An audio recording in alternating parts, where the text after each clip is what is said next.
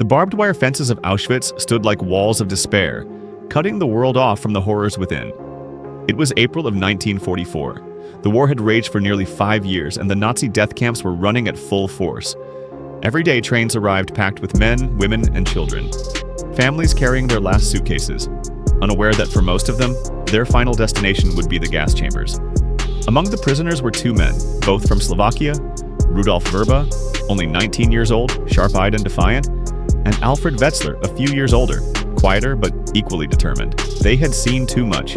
They had watched transports arrive, watched friends and neighbors vanish into smoke, and lived under the constant terror of guards, dogs, and guns.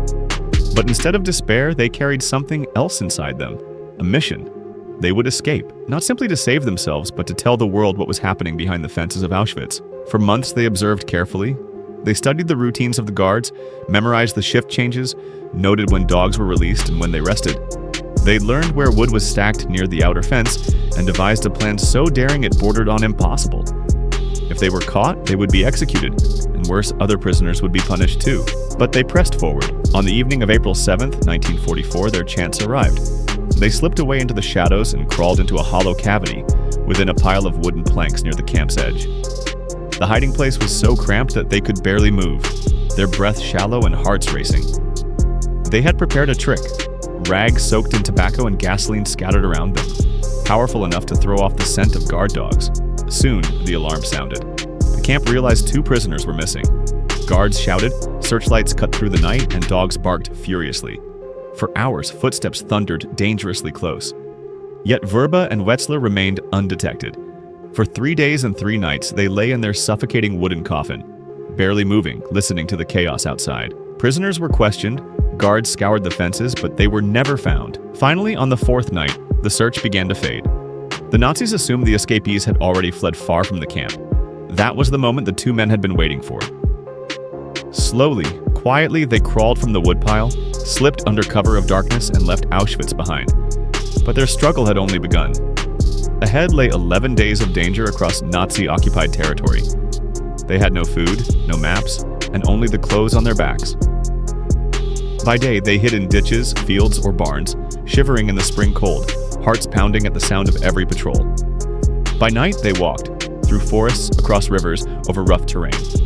Hunger gnawed at them, exhaustion threatened to break them, yet they pushed forward. Every step was fueled by the knowledge that if they succeeded, their words could save lives. At last, battered but alive, they crossed into Slovakia.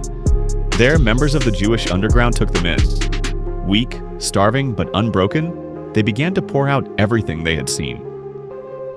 For hours, they dictated details, maps of the camp, descriptions of gas chambers and crematoria, even the train schedules that brought prisoners in day after day. They explained how tens of thousands of Jews from across Europe were being murdered with terrifying efficiency. All of it was written down into what became a 32-page report, a document that history would remember as the Verba-Wetzler Report. This report was not just words on paper, it was evidence, clear, undeniable, precise. It described the machinery of genocide at Auschwitz in a way the world could not ignore. Smuggled into Switzerland and then passed to Allied leaders, it spread quickly through diplomatic channels. Governments, newspapers, and Jewish organizations finally had a first-hand account that confirmed the scale of the Holocaust. And in one of history's most crucial moments, it made a difference. International pressure, fueled by the report, was placed on Hungary, which was then beginning mass deportations of its Jewish population. As a result, those deportations slowed, and historians believe tens of thousands of lives were saved because of the courage of 2 men who refused to remain silent. For Verba and Wetzler, survival was never the only goal. Their escape was an act of resistance, a cry for truth in a world drowning in lies. They knew the risk, they knew they might fail, but they also knew that if they succeeded, their voices could carry beyond the fences, across borders, and into history. Their story is one of extraordinary bravery. In a place designed to erase hope, they found the strength to act.